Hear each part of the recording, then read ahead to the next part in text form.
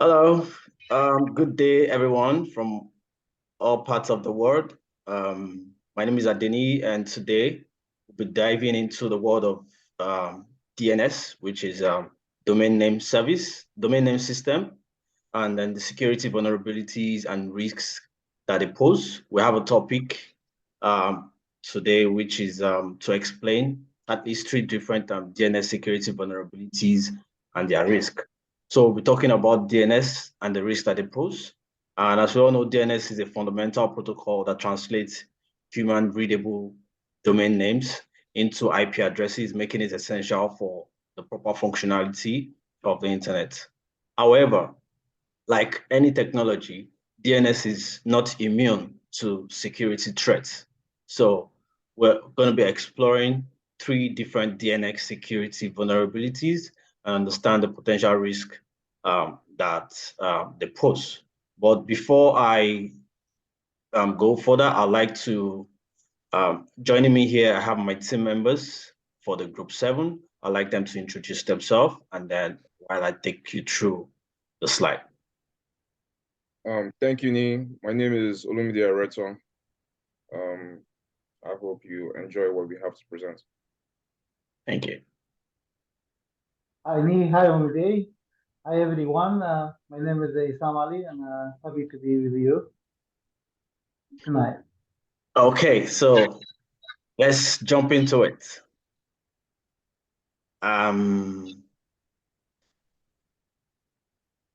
Okay, so DNS security vulnerability, as we all know, it's caused across different services that we offer, from web to network and a whole lot of that. So the agenda for today would be to introduce what DNS really is about and what the topic that we're discussing today it's about. We're just going to run through a brief introduction and then to outline the three vulnerabilities that we're focusing on and their risk. And then we'll look at some actions that we've drafted out for mitigation and then give you a concluding statement. So basically would be talking about three different vulnerabilities, which one is DNS cache positioning, the second is DNS amplification attacks, and then the last one, which is zone transfer exploitation. So without no further ado, basically DNS is a fundamental protocol that translates the human readability domain names into IP addresses and making it essential for the IP functionality of the internet. However, like other technologies, DNS is not immune to security attacks, security threats. So we'll explore basically the different DNS security vulnerabilities and understand the potential risks that they pose to the network, to individuals, to corporate organizations, and then we'll look basically on the mitigations that we've planned out. So the first one, which is DNS cache positioning.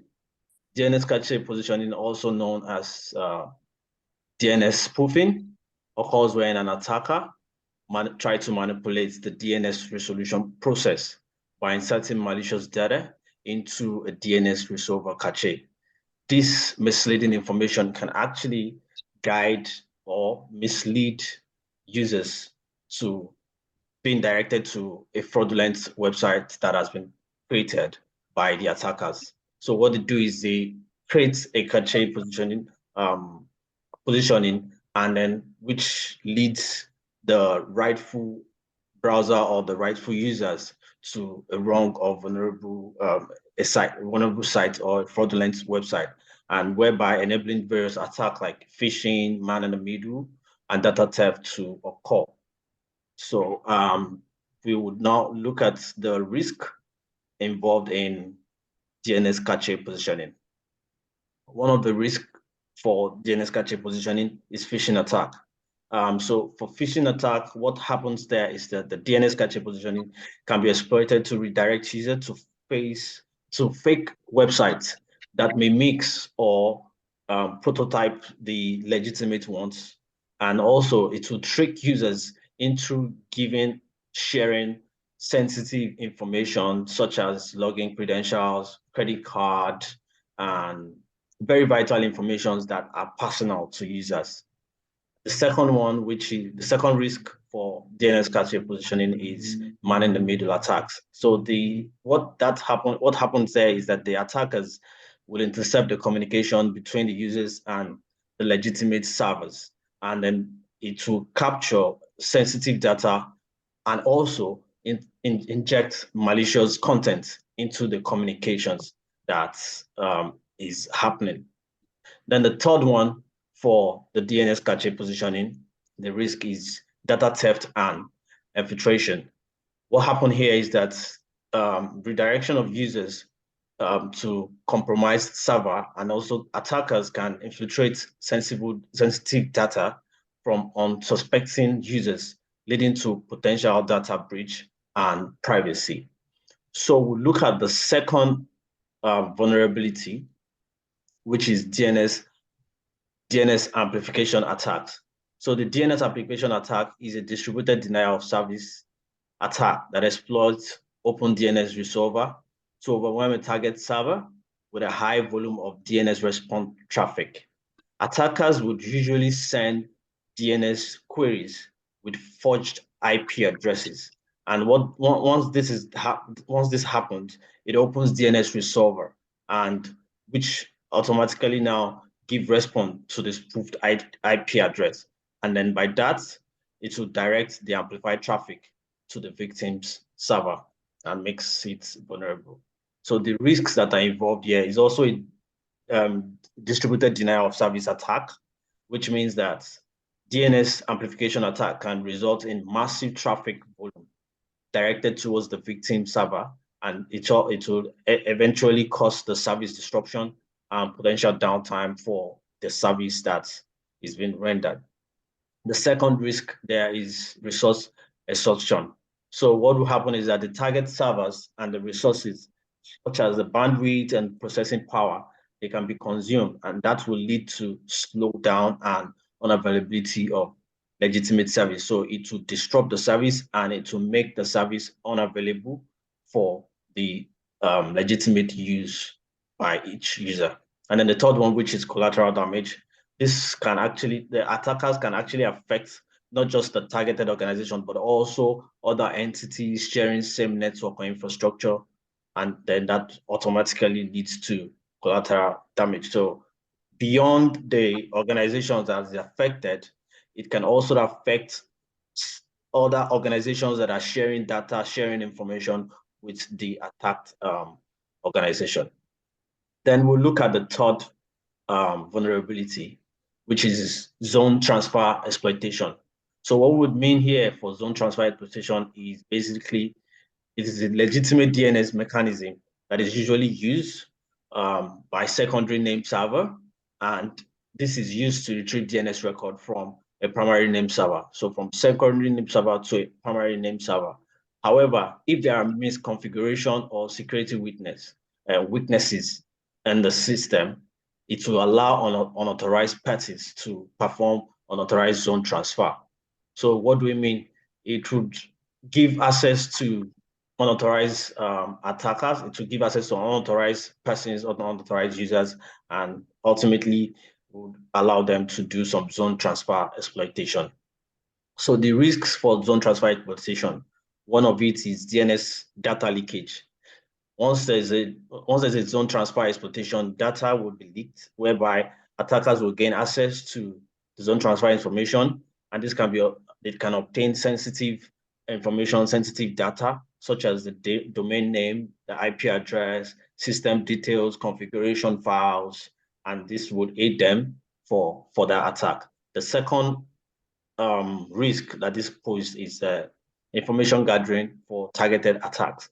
So the zone transfer data can be used to gather valuable information about the organization infrastructure. So the infrastructure, security codes, database codes, all those security information within the organization can be retrieved, and which means this would aid in crafting targeted attacks against the specific system or specific organization. Because once they have your information, once they have your data, they can use the data and use it to gain their ultimate goal, which is maybe ransomware and the likes. And then the third risk for zone transfer exploitation is actually DNS spoofing or cache positioning. So this actually is aimed with transfer of zone data, and also attackers can attempt to use DNS spoofing or cache poisoning to redirect traffic to malicious servers. So they can use this to distract and transfer data to traffic of data to malicious server, whereby legitimate communication will be lost.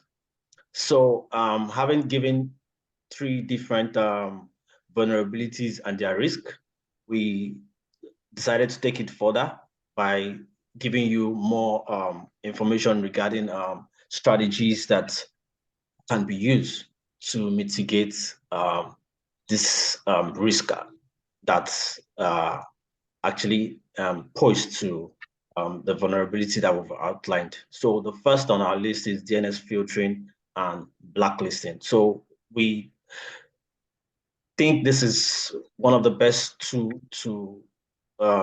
employ, such that when DNS filtering and blacklisting is services is integrated into the system, it will automatically block or eventually block access to malicious domain and also known threats. So where there are known threats in the system and you have DNS filtering and DNS blacklisting service that has been enabled, it will block malicious domain and threats, the known one, because we have known threats and we have unknown threats. So for the known threat, it's actually going to block them. The second there on our list is regular patching.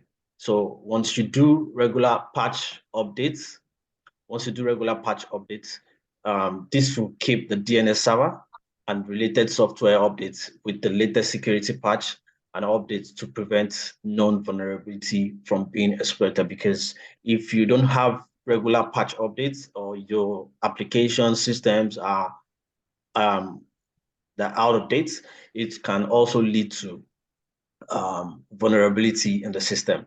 The third option, which is the use of authoritative DNS servers. So this actually rely on authoritative DNS servers rather than open resolver to resolve the risk of DNS amplification. And the last on our list, which is network segmentation. So basically the network segmentation is basically talking about the network and how we can minimize the impact of distributed denial of service attacks and also isolate critical systems from potential breach. And in conclusion, would say that DNS, so in conclusion, we'll say that DNS plays a vital role in internet connectivity, in network and systems, basically, but the security must not be overlooked, because every system that we have providing DNS service, we must ensure that the system security is up to date. We ensure that the security of the system is protected at all time, because for any system that you have that has internet connectivity, there is always there can be some vulnerability in the system. So security is a must for every system that connects to external network or internet.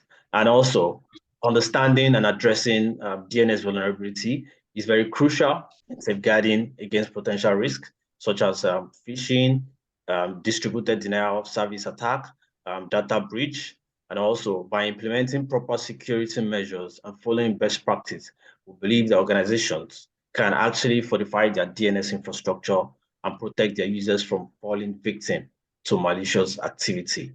So this is where we cut the chase and we'll wrap it up.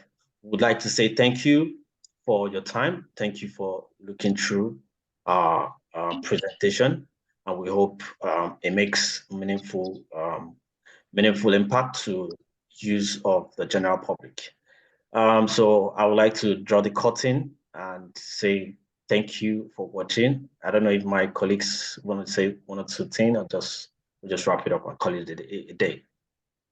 Thank you to everyone involved. I hope the presentation was informative.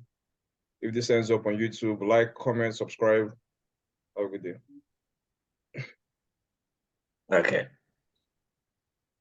Okay, thank you for everybody. All right. Thank you very much.